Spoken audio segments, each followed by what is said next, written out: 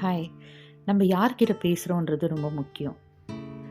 கடவுளுடைய one of the best creations பார்த்தீங்கன்னா ஏவாள். ஆனால் அவங்க யார்கிட்ட பேசினாங்க, எப்படி அவங்க அவங்களோட பொசிஷனை இழந்தாங்க அப்படின்னு பார்த்தா, அவங்க சர்பத்துக்கிட்ட பேசுகிறாங்க. அந்த சர்பம் வெறும் கேள்விகள் தான் கேட்குது, டவுட்ஸ். உண்மையாகவே சொன்னாரா? இதை சாப்பிட்டா நீ கடவுள் மாதிரி ஆயிடுவ அப்படின்ற மாதிரி பொய் சொல்லுது. இதை நம்பி அவங்க ஏமாற்றப்படுறாங்க. ஸோ இன்றைக்கி நம்ம யார்கிட்ட பேசுகிறோம்?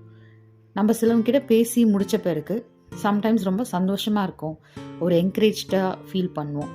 எஸ், என்னால் பண்ண முடியும் அப்படின்ற பாசிட்டிவான ஒரு எனர்ஜி நம்மளுக்கு க்ரியேட் ஆகும்.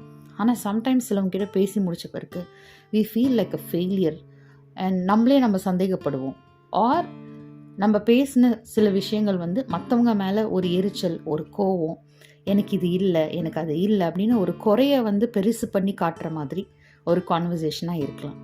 ஸோ இன்றைக்கி யோசிச்சு பார்க்கலாம், நம்மளோட கான்வர்சேஷன்ஸ் யார்கிட்ட இருக்குது, எப்படி இருக்குது? அது உங்களுக்கு உண்மையாகவே உதவுதா? இல்லை எப்படி இந்த சர்பம் ஏவாளை வஞ்சித்ததோ அதே மாதிரி ஃப்ரெண்ட்ஸ் ஆர் ஃபேமிலி ஆர் நம்ம மேலே அக்கறை இருக்கிற மாதிரி இருக்கிற சிலவங்க மூலமாக கூட நம்ம ஏமாற்றப்படலாம். உஷாராக இருங்க. பாய்.